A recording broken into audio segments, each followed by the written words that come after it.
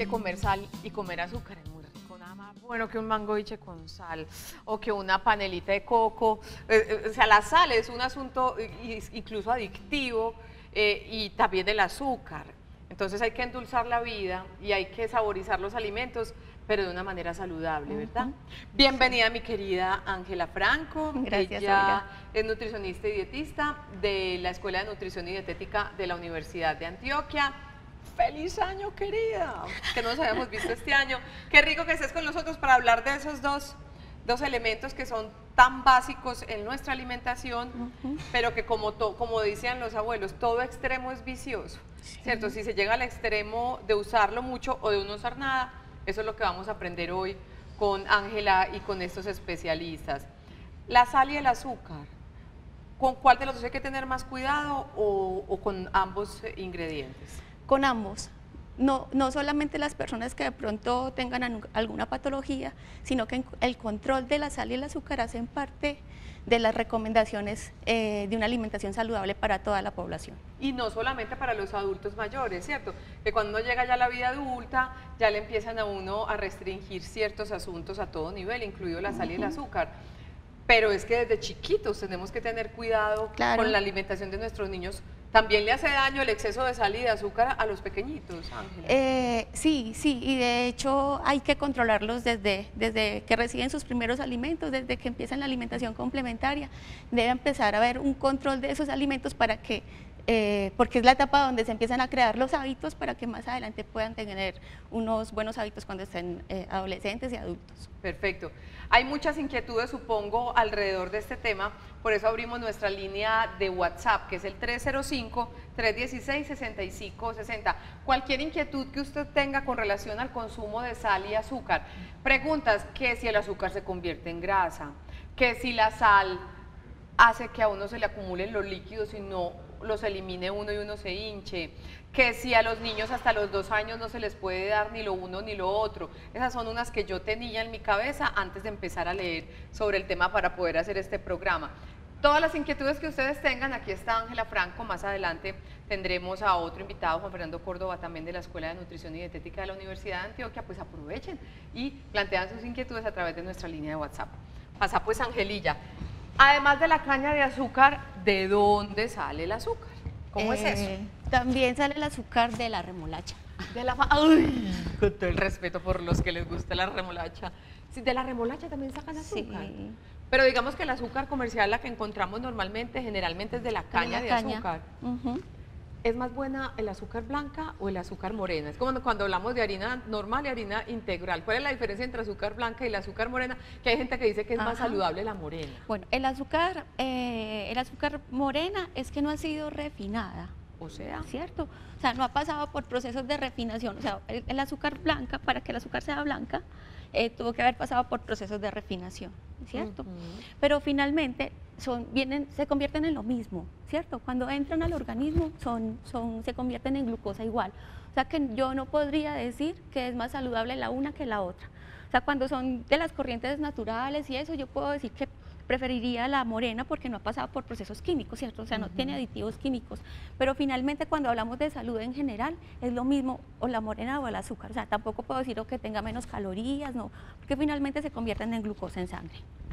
¿Endulzar con panela tiene alguna diferencia con relación al azúcar refinada normal? También desde lo que estamos diciendo de producción natural de alimentos, de alguna manera hay algunas panelas que pueden ser más naturales, pero cuando hablamos de aporte de calorías o de efecto en el organismo, es igual el azúcar y la panela. Por ejemplo, cuando a un paciente le quitamos el azúcar porque es diabético, ¿cierto? Deben eliminar tanto el azúcar como la panela y la miel, porque son 3 alimentos que en el organismo se convierten en glucosa. Perfecto. Hay muchos tipos de azúcar artificial, ¿cierto? Edulcorantes es que se llama. Edulcorantes no calóricos. No calóricos. Hay muchas marcas. ¿Lo diferente son las marcas o hay diferentes tipos de endulzantes artificiales y cuáles recomendarías tú? Bueno, finalmente la recomendación es disminuir consumo de azúcar y si somos capaces de consumir los alimentos sin azúcar, mucho mejor. ¿cierto? Los endulzantes existen para aquellas personas que les es muy difícil hacer como el reemplazo del azúcar. Hay varios tipos de marcas y hay varios tipos de endulzantes. A ver. Voy a hablar de los tres como los más comunes, ¿cierto?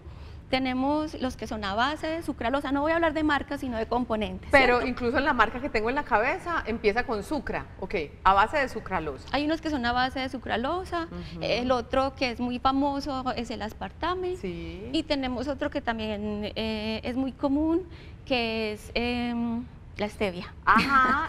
Sí. De los tres, ¿tú por cuál te inclinas? Lo que pasa es que me voy a sesgar mucho, digamos, por gusto personal. Sin embargo, por la sucralosa es un endulzante que se saca de una partícula del azúcar, que le hicieron un cambio en la composición química que hace que el cuerpo no lo absorba, y lo eliminamos todos en la materia fecal, ¿cierto? Okay. Entonces, de alguna manera tiene un sabor más agradable y no es nocivo para la salud porque lo eliminas, ¿cierto? Ajá. El aspartame, a pesar de que también se muestran estudios que pueden producir algunas enfermedades, su consumo tiene que ser extremadamente alto para que produzca algún tipo de enfermedad tipo esclerosis o cáncer, que es lo que muestran algunas investigaciones, Sí. ¿cierto? Porque esas investigaciones se hicieron con dosis muy altas, ¿cierto? ¿Y la stevia? Y la stevia, digamos que es un producto natural, ¿cierto? Que también puede ser utilizado, que algunos, dependiendo de la presentación comercial, dejan un sabor amarguito, pero no porque no lo recomiendo, cualquiera estaría bien. Yo me voy también por los basados en sucralosa por el sabor. Y ya que tú me lo validas, siempre lo seguiré usando entonces. Sí, pero por ejemplo, si yo un paciente quiere utilizar la stevia porque le gusta porque de pronto es más natural, lo puede hacer. Yo a veces recomiendo más la sucralosa más para lograr como adherencia de los pacientes al tratamiento, pero claro. Finalmente podrían utilizar cualquiera. Y uno es cierto que con estos endulzantes artificiales, Angelilla, se echa menos cantidad, endulzan con menos porción que con el azúcar tradicional. Tienen un poder endulzante mayor. Ok, perfecto. Los que dicen 0% calorías, nada de calorías, es porque es verdad. Sí. Tienen que haber pasado por ese proceso de INVIMA y nos dicen eso, porque hay otros que he visto que dice 50% menos calorías. Los que dicen azúcar light. Generalmente son 50%, cualquier edulcorante de esto, 50% azúcar. Perfecto. También puede ser una estrategia para disminuir el consumo, solo que una persona que por obligación no la pueda consumir, como un hipoglicémico, un diabético, no debe consumir esa. Perfecto. Y empezamos a recorrer las calles de Medellín buscando inquietudes con relación al uso y el no abuso de la sal y el azúcar. Y vamos con esta pregunta, Angelilla. Mi nombre es Héctor Aristizábal. ¿Y en qué tipo de enfermedades, además de la diabetes, deben tener mucho cuidado con el azúcar? Entonces uno sabe, sin ser muy experto, que los diabéticos tienen que ser muy cuidadosos con el azúcar. ¿Hay otros tipos de diagnósticos cuando ya están adquiridos o para prevenirlos en los que hay que tener cuidado con el consumo de azúcar? Sí, también se restringe el azúcar en personas con hipoglicemia y con personas con triglicéridos altos. En esos tres casos, entonces, diabetes, hipoglicemia y triglicéridos altos. Y también en dietas para personas con sobrepeso o obesidad. En esos casos, de la mano de su especialista, lo tienen que reducir, o sea, eliminar. Eliminar. Eliminar del todo, o sea que para ellos el consejo de la sucralosa sí que es bien importante. Y seguimos con más preguntas para Angelilla con nuestro programa de hoy sobre la sal y el azúcar. En este primer segmento hablamos del azúcar y vamos con la siguiente. Buenas tardes, mi nombre es Cristina Zapata y desearía saber qué pasa si elimino por completo el azúcar de mi dieta.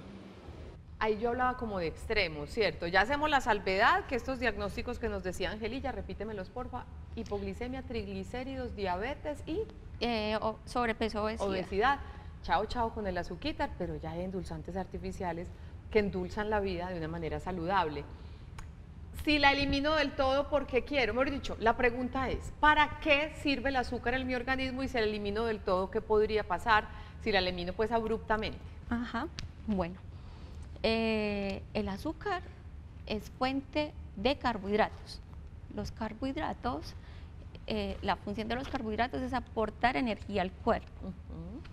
Pero el azúcar, si eliminamos el azúcar de la alimentación, no pasa absolutamente nada, porque el azúcar solo aporta calorías y no aporta nutrientes importantes. Nosotros siempre decimos que no hay alimentos malos ni buenos dependiendo de la cantidad y que todos finalmente los necesitamos, inclusive por ejemplo las harinas, que a veces personas que lo consideran malas, o las grasas, pero son alimentos indispensables en la alimentación. La mayoría de los alimentos son indispensables en la alimentación, lo que no pasa con el azúcar, porque si yo no consumo azúcar, esa fuente de energía esa energía la podemos obtener de otros alimentos como los que consideramos harinas, ¿cierto? Del arroz, de la papa, del pan, de la arepa, de las pastas, del plátano, de la papa, de la yuca. No pasa nada. No pasa nada. Solo que se priva uno de esos postres tan deliciosos. Yo soy una hormiguita.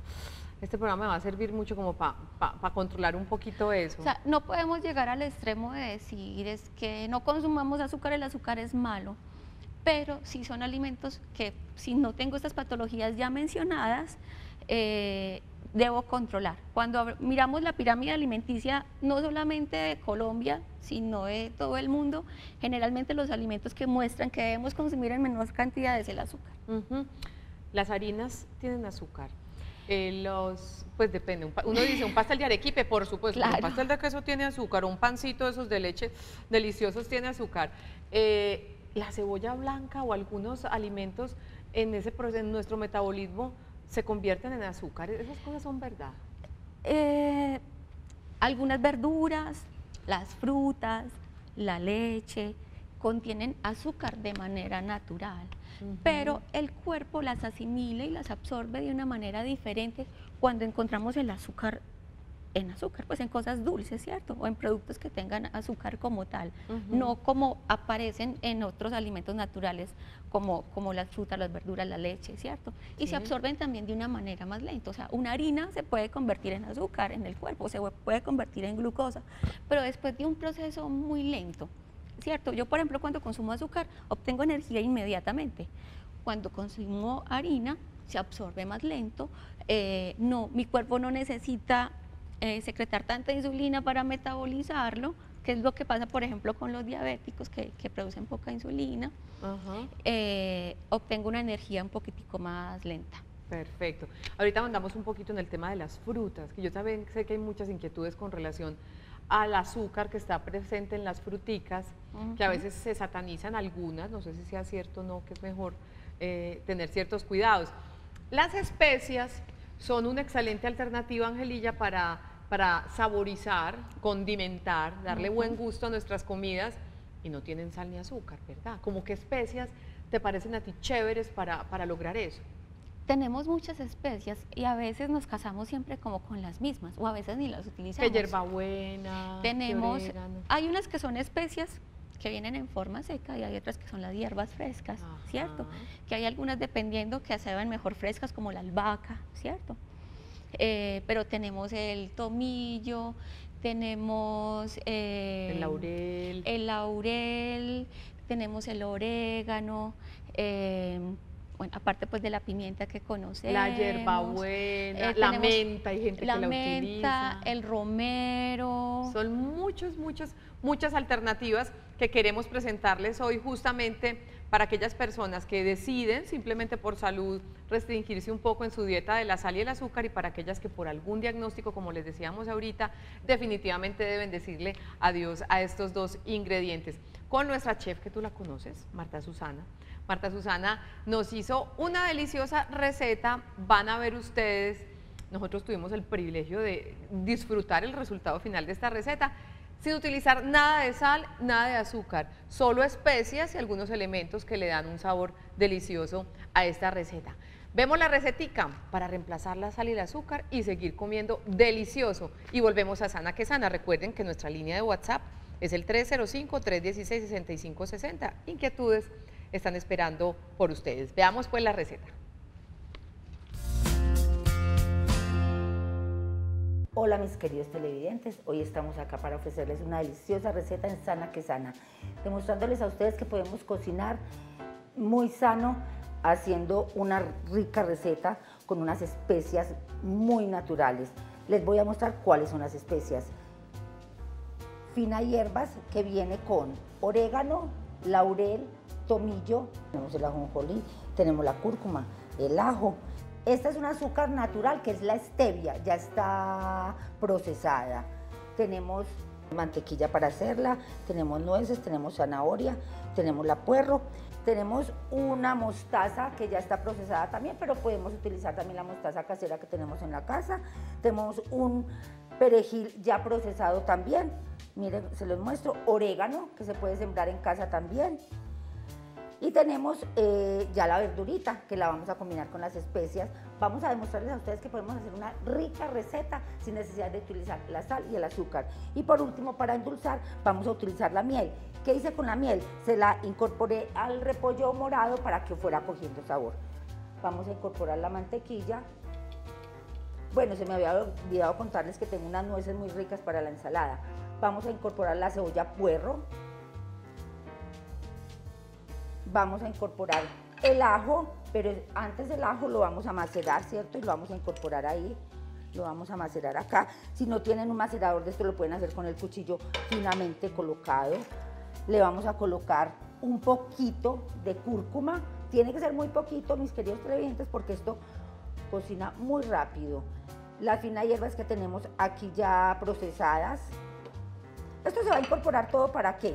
Porque vamos a hacer que estas verduritas que tenemos aquí las vamos a cocer muy poquito.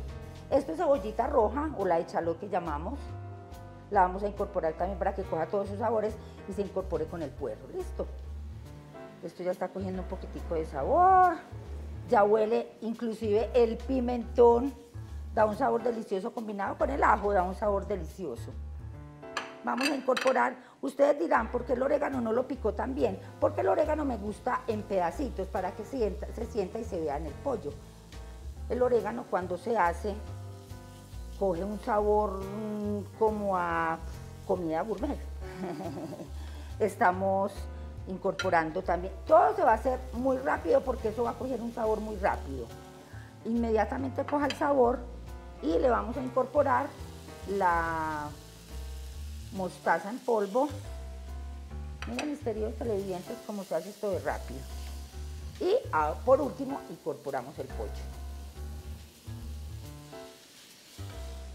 Acuérdense que son unas hierbas muy naturales, porque ya les va a dar un sabor a la comida muy natural. No vamos a necesitar de nada de sal ni nada de azúcar. Ustedes están viendo que no estoy echando azúcar, ni estoy echando sal. Nos va a quedar de un sabor delicioso. Acuérdense que este brócoli lo podemos hacer en agua caliente, lo metemos al microondas por 3 minutos, incorporamos la pimienta, le agregamos un poco más de cúrcuma para que nos dé otro poquito de color.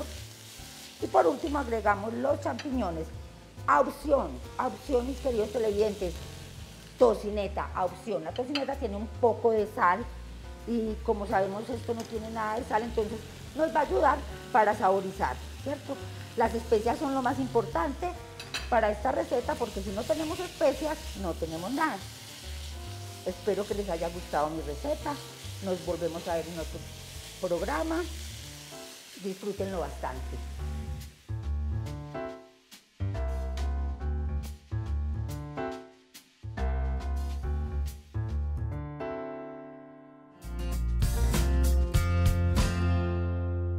Y me decía Angelita, ¿y no le echo sal de verdad? No, no le echo nada y nosotros disfrutamos ese plato. Y qué tortura esta hora ver eso. Ah, no hay derecho. Angelilla, las frutas, ¿qué tanta azúcar contienen las frutas? Escuchaba por ahí en un gimnasio, un nutricionista del gimnasio que no recomendaba después de las 4 de la tarde a las personas consumir ningún tipo de fruta porque él decía que ya era muy tarde para consumir azúcar. Que también he escuchado que de pronto la manzana, la pera, el banano, el mango de azúcar y las uvas rojas, de pronto era mejor como hacerlas a un ladito porque tenían... ¿Qué es eso de las frutas y el azúcar? Es cierto que las frutas tienen azúcar y que hay unas frutas que tienen más azúcar que otras, ¿cierto? Es por esa razón que a pesar de que las frutas son saludables, también deben ser controladas en el consumo de una alimentación saludable. Sí. Pero no porque prohibamos algún tipo de fruta por tener más azúcar que otra, ¿sí? Inclusive de pronto lo he mencionado cuando hemos hablado de diabetes, que los diabéticos pueden consumir cualquier tipo de fruta, inclusive aquellas que tienen más azúcar dentro del mismo grupo. Le dicen fructosa, ¿cierto? Le dicen fructosa, ¿sí? Tampoco podemos excedernos en el consumo de fructosa, pero no porque por tener más azúcar las vamos a excluir de nuestra alimentación o estén prohibidas en una persona diabética, ¿cierto?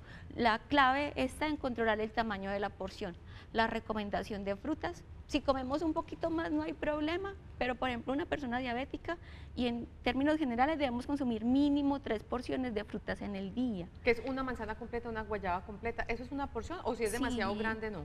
O cuando son unidades, por ejemplo, si son uvas, si son fresas, pueden ser entre 9 y 15 dependiendo del tamaño, si son pequeñitas más, si son grandes, aproximadamente unas 9 unidades, ¿cierto? Cuando es una naranja, una manzana mediana. En banano, por ejemplo, a veces es medio, si es pequeñito uno, ¿sí? El banano también le hacen a uno muchas recomendaciones que de vez en cuandito el banano. Sí, o sea, debe haber control con las frutas, pero no porque si son más dulces las debemos eliminar de la alimentación. Perfecto, y 3 frutas al día. Y como que las verduras también tienen azúcar. Sí, pero en cantidades muy pequeñas. O sea, así no se les siente. Sí, en cantidades muy pequeñas, pero sí tienen pequeñas cantidades de carbohidratos. Mejor dicho, si fuera así, mi casa estaría llena de repollo, si supiera bien dulcecito.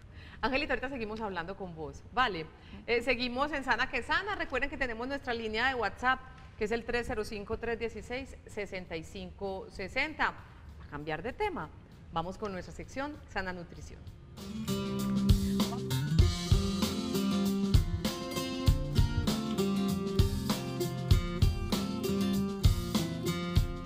Juan Fernando Córdoba, feliz año. Feliz Se vale año. en febrero. ¿Cómo Claro. estás? Bien, ¿y tú cómo El vas? hombre vino muy armado con asuntos bien interesantes con relación a la sal. ¿Qué te gusta a vos comer más, azúcar o sal? Pues realmente Las yo dos. creo que el azúcar es como, en cuanto a sabor, pues Cosa mejor que la sal. impresionante. Pero igual, una Pero comida. uno también le hace mucha falta. Usted después de comerse la super torta, ya el cuerpo como que le pide algo de salecita. Pero la torta de qué, pescado o salada. Ay, no, de Milo. Ah, De Milo, o sea, yo como lo que me pongan. En fin, Juan, vamos a hablar varias cosas de la sal, pero empezamos con esta pregunta para que le pongamos atención. Veamos. Buenas tardes, mi nombre es Angie. ¿En qué diagnóstico se debe ser más cuidadoso con el consumo de sal? También es una inquietud que ahorita se planteaban con el azúcar. ¿Cuáles son esas enfermedades o diagnósticos con los que las personas o deben ser cuidadosos o deben eliminar la sal, Juan? Bueno, primero que todo, Olguita, la hipertensión, ¿cierto? Si yo ya tengo un diagnóstico de hipertensión, debo tener cuidado con el consumo de sal.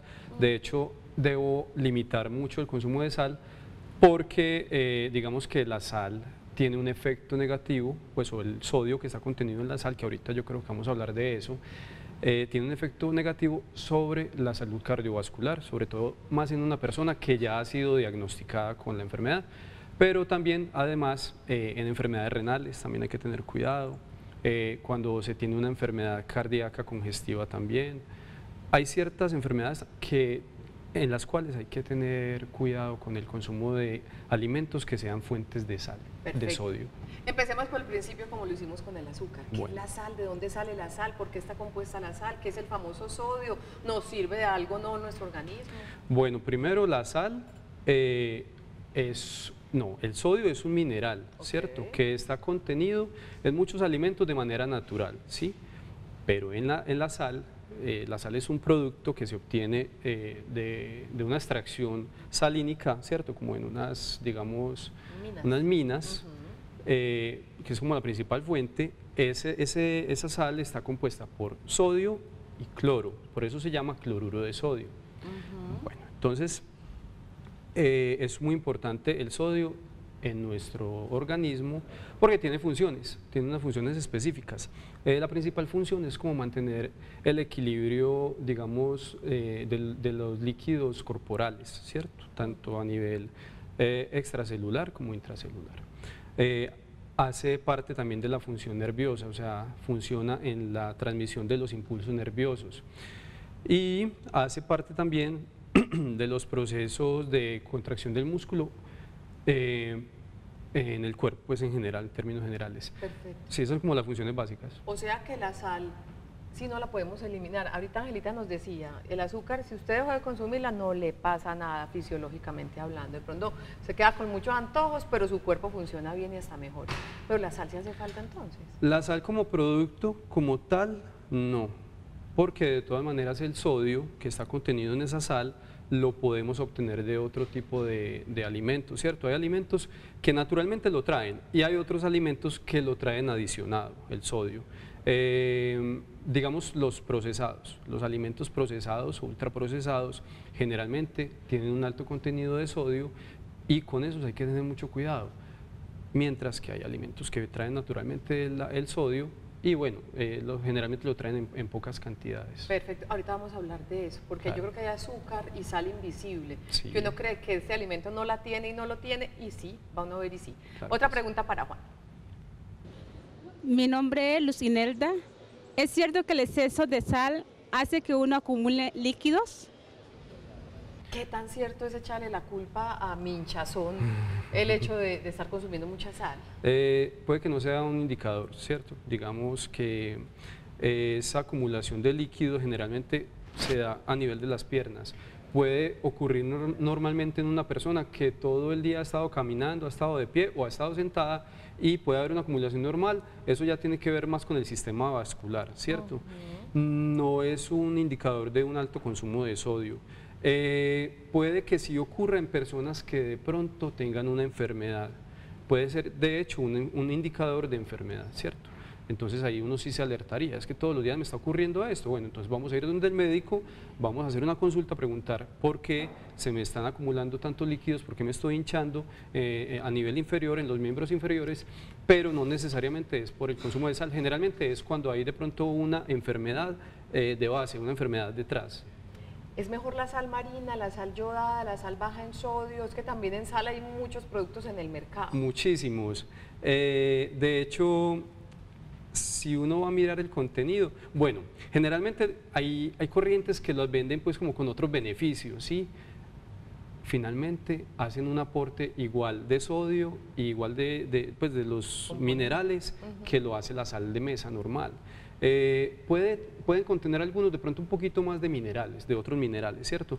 Sin embargo, tiene el mismo efecto. ¿En tu casa qué sal compran? Sal de cocina. Sal de cocina normal, sal de y mesa. lo dice un nutricionista. ¿Cierto? Pero ahí ya viene uno en el control que haga de ese consumo de la sal, ¿cierto? De hecho, por eso traje por acá estas cucharas. No sé si quieres que te cuente ya de una vez. Después de nuestra primera pausa, regresamos justamente para seguir ahondando en este tema de la sal y el azúcar. Lo bueno y lo malo de la sal y el azúcar, incluido estas cucharitas que nos van a indicar como las porciones adecuadas para el consumo. Y tenemos aquí también una tabla nutricional donde Juan nos va a enseñar a leer esas tablas que uno a veces, Dios mío, no entiende nada. Pues vamos a aprender a leerlas para saber cuánto potasio, pero cuánto sodio en este caso con relación a la sal tienen esos productos que uno pensaría que no son muy saladitos y va uno a ver y sí.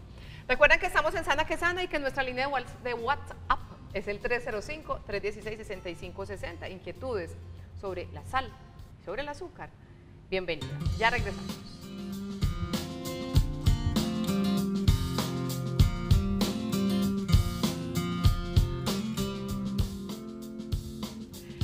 Regresamos a Sana que Sana. Hoy estamos hablando sobre la sal y el azúcar y tenemos varias inquietudes en nuestra línea de WhatsApp, que es el 305-316-6560. Aquí están Ángela y Juan Fernando de la Escuela de Nutrición y Dietética de la Universidad de Antioquia para ayudarnos a que todos aprendamos a cuidar nuestra salud nutricional. Veamos. Primera pregunta, dice así. A mis hijas no les gusta mucho que en la lonchera les ponga fruta. Suele suceder cuando son chiquitos. Les gusta comerlas en casa.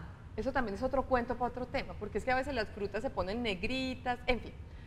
Y que les empaque mecato y jugos o la famosa malta. ¿Qué tan malos son estos paquetes y este tipo de productos por la sal y el azúcar que contienen?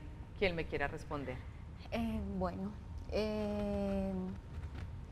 Es un problema con las cosas con los productos que están empacando en las loncheras de los niños, porque generalmente los juguitos de caja son altos en azúcar y la malta también, que a veces la consideran como un alimento nutritivo. Y la leche también saborizada. Las leches saborizadas también tienen un alto contenido de azúcar y son alimentos que no deberíamos empacarle a los niños.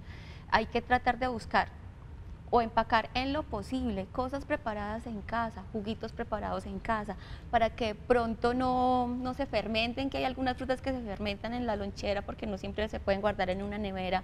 Desde que salgan, échenle hielitos o pónganlas por las noches en el congelador, que ya durante el proceso pues en el colegio se va deshaciendo y queda conservado y con un buen sabor. Pero lo ideal es que ojalá no empacáramos ni estas bebidas saborizadas, de esas leches saborizadas que son muy altas en azúcar, ni jugos de cajita y maltas menos, que sería igual que empacar una gaseosa. Con respecto a los mecatos de paquete, también son alimentos que debemos controlar en los niños. Las papitas de limón, por ejemplo, me han dicho porque que tienen un alto contenido de sal y por ende de sodio, ¿cierto? Entonces también sacar el tiempo, hacer el sanduchito, hacer el crepe, unas galletitas, ¿sí? Okay. Pero sí son alimentos que se deben controlar, ojalá evitar en la lonchera de los niños. ¿Y qué dice Juan? Cuando sea papá les va a mandar muchos mecatos a los niños. No, la idea es desde pequeños enseñarles justamente esos hábitos saludables, ¿cierto? Porque muchas veces desde a muy temprana edad les empezamos a introducir alimentos muy salados o alimentos muy dulces y ellos van cogiendo ese gusto por ese tipo de alimentos. Entonces, claro, ya cuando están en la etapa escolar, ahí es cuando empiezan a tener esa preferencia y dejan de lado los alimentos más nutritivos. Lo otro no les sabe a nada. Y no les gusta. Muy buen punto. Ahorita esa va a ser una pregunta. ¿A qué edad sumergirlos en el maravilloso mundo de la sal y del azúcar? Esta es para usted. Mentiras para el que quiera. Bueno, Viviana, respondida. Vamos ahora con Soraya, creo. Zoraida. Qué rico que estén con nosotros. La sal que venden en el mercado, que dice ser baja en sodio y tener más potasio, ¿la pueden consumir las personas con presión alta? Con hipertensión, sí tiene una disminución en la cantidad de sodio y por el contrario, digamos que ajustan la otra parte con potasio. Se ha encontrado pues que el potasio tiene un efecto benéfico a nivel cardiovascular, pero también debe ser consumido de manera moderada. En cuanto a digamos, hay personas que tienen patologías o enfermedades específicas, sobre todo las renales y de pronto por hipertensión, que de igual manera se tiene que hacer un control, digamos drástico, algo así, para evitar exacerbar esos, digamos, los síntomas de esa enfermedad o las consecuencias. Perfecto. Angelilla, y sigamos hablando de la sal, ¿o querías complementar algo del anterior? No, que es específicamente, pues como Juan lo decía, en personas que tienen enfermedad renal. No todos los enfermos renales deben controlar potasio, por ahí un grupo grande de enfermos renales que tienen que controlar el potasio. O sea, solo como conclusión, sí es bueno utilizar la sal dietética que tiene un poquito de potasio para contrarrestar el sodio, pero hay que tener mucho cuidado en enfermos renales, en algunos enfermos renales. Perfecto. Otra Viviana nos escribe hoy en Sana que Sana. Bienvenida. Mi madre tiene 84 años, se le bajó el sodio, tiene presión alta y hay que darle sal. ¿Qué puedo darle sin subir la presión? Gracias a ti, Viviana, por participar. Hay personas que en ciertos momentos tienen crisis. Generalmente sabemos que una persona hipertensa debe controlar la sal. Solo que pueden haber momentos en que, no sé, por muchas razones se sobremedicaron, por ejemplo, y se le bajó extremadamente la sal. Hay que agregarle, o sea, hay que darle en el momento de crisis algo con sal, pero en ese momento nomás. Lo que pasa, por ejemplo, con los hipoglicémicos que no pueden comer azúcar, pero cuando tienen crisis hipoglicémicas deben consumir cantidades pequeñitas de azúcar, es igual, ¿cierto? Entonces, da igual que busque un alimento que tenga sodio a que le dé una bebida, un caldo con un poco de sal, pero solamente en el momento de crisis. Perfecto. Y hablando de caldo, los caldos concentrados son altos en sal. Todos tenemos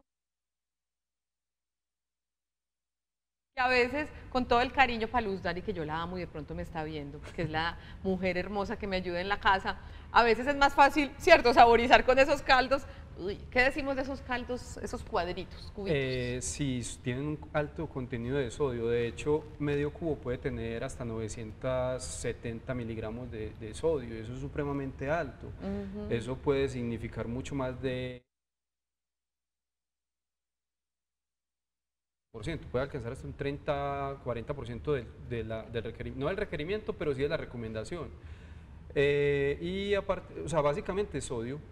Ajá. Básicamente un caldo de estos es sodio y mira que lo utilizan para preparar alimentos para toda la familia, o sea que toda la familia va a tener un alto consumo de sodio, no solamente una persona. ¿Cómo le parece? Y hay muchos productos que al igual que esos cubitos contienen sal invisible o azúcar invisible. ¿Cuáles son esos productos que uno sin darse cuenta está consumiendo mucha sal? Pues porque no le echó la sal así, no la adicionó así. ¿Cuáles son esos productos con los que hay que tener más cuidado con relación a la sal y también al azúcar, Angelilla? Los Tan enlatados. gentiles. Ah, los enlatados. Sí, porque los embutidos también. Los embutidos, las carnes frías. Pero por ejemplo hay algunos alimentos que ni siquiera son salados que tienen sodio, ¿cierto? ¿Cómo cuáles? Todo lo que venga en lata o lo que tenga preservativos. O sea, el atuncito este que yo lo considero tan saludable en esa latica tiene mucha sodio. Todo lo enlatado y que tenga necesidad de tener preservativos es fuente de sodio. Todo lo enlatado y todos los embutidos son fuente de sodio. Hay algunos alimentos también, agrego, que tienen sodio en otras formas, ¿cierto? No solamente como sodio solo, sino benzoato de sodio. ¿Cuál es el otro? El del umami, el glutamato monosódico. Y está casi en todos los alimentos que uno encuentra procesados. Uno los mira, les mira la etiqueta y justo ahí ve glutamato monosódico. Y en ese glutamato monosódico hay un alto contenido también de sodio. O sea que, digamos, no tiene que ser salado el producto necesariamente. Por ejemplo, digamos la soya. La soya es un alimento alto en sodio. Ajá. ¿Y ese lo recomiendan mucho? Perdón, la salsa de soya. Ah, perdón, la salsa de soya, sí. La salsa de soya es un producto es que usted va a comer altísimo sushi en y eso es pura sal. Y las salsas en general. Las salsas en general. Salsa de tomate. Dios mío. Bueno, ¿y esa tablita, Juan? Bueno, es muy importante también, justo hablando pues de esa parte de las etiquetas. A esta cámara, Juan. Sí, justo hablando de las etiquetas, está la etiqueta nutricional, ¿cierto? Que está en la mayoría de los alimentos. En la mayoría de los alimentos está. Entonces, hay que aprender a leerlas. En este momento vamos a mirar solamente el contenido de sodio. Cuando uno mira una etiqueta nutricional, no sé si la cámara sí la logra coger bien. Si la deja más quietecita, la coge mejor. La vamos a mover un poquito hacia acá, ¿cierto? Ahí. Bueno, resulta que es bueno mirar siempre, primero que todo, la porción, o sea, cuántas porciones tiene el alimento que tengo en la mano. Entonces, si podemos de pronto subir un poquito, o yo bajo más bien la imagen. Porciones por envase, una, porque hay veces, por ejemplo, el maní confitado, que yo lo amo, uno dice porción por envase, dice aproximadamente 6, entonces uno ya sabe que unos manojitos, entonces así lo lee uno. Exacto. En este caso son 260 calorías. Estos valores están, es por una porción, ¿sí? Y, por ejemplo, este es un producto cualquiera, ¿sí? Dice que en una porción, que es una taza de 228 gramos o mililitros, tiene 660 miligramos de sodio. Es importante mirar esta parte acá, siempre va a decir sodio, siempre lo va a tener en miligramos y también lo va a tener en porcentaje. Ok, ahorita vamos a ahondar este tema para saber si 660 es mucho, poquito, casi nada y en fin. Por ahora vamos con más sana que sana.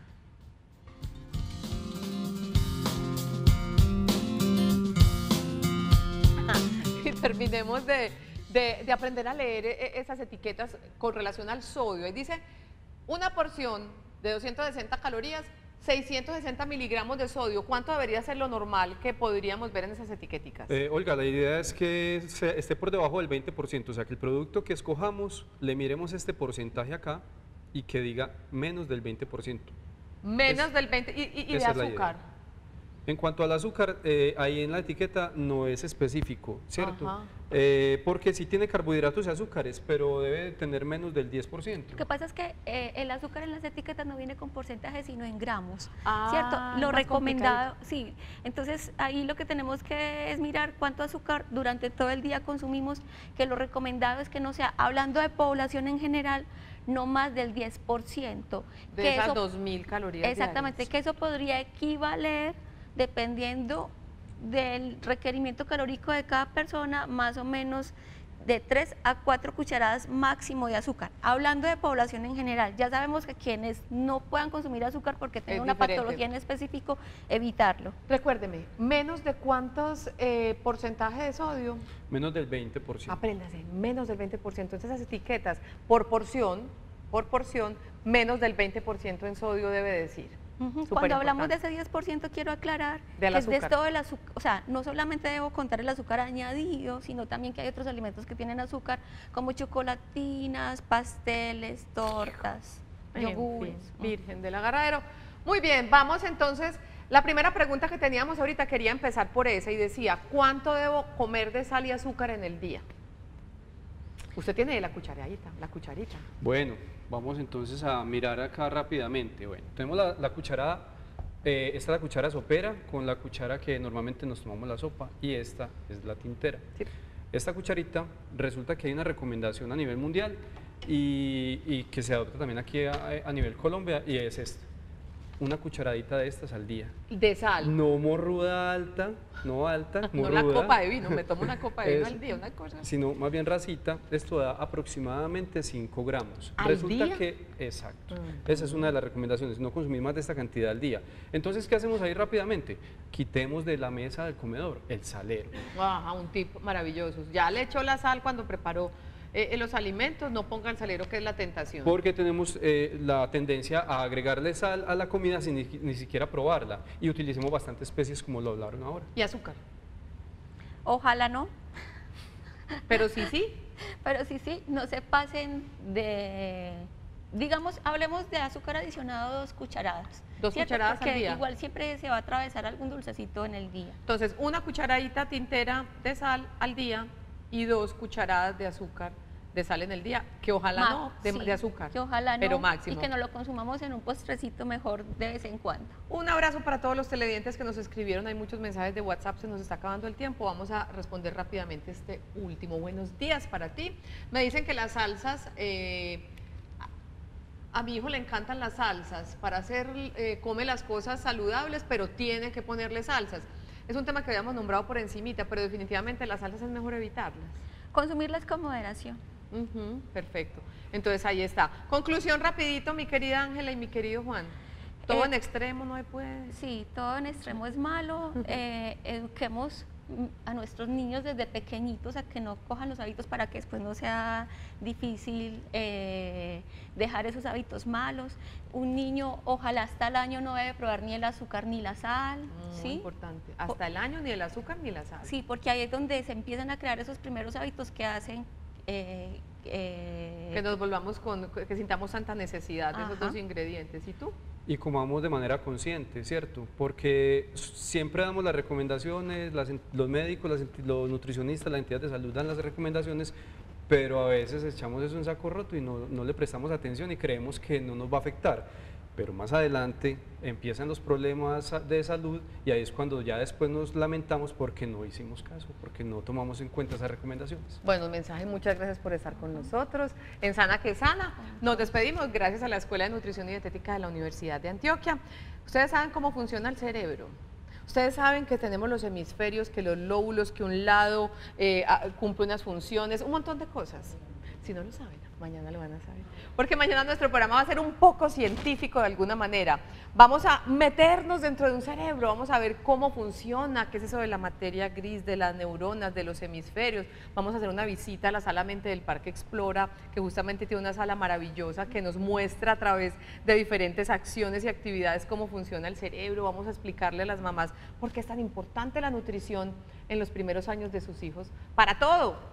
Y con relación al desarrollo del cerebro. Nuestro cerebro mañana en Sana que Sana. Ustedes, gracias por su compañía. Feliz resto de día. Chao, chao.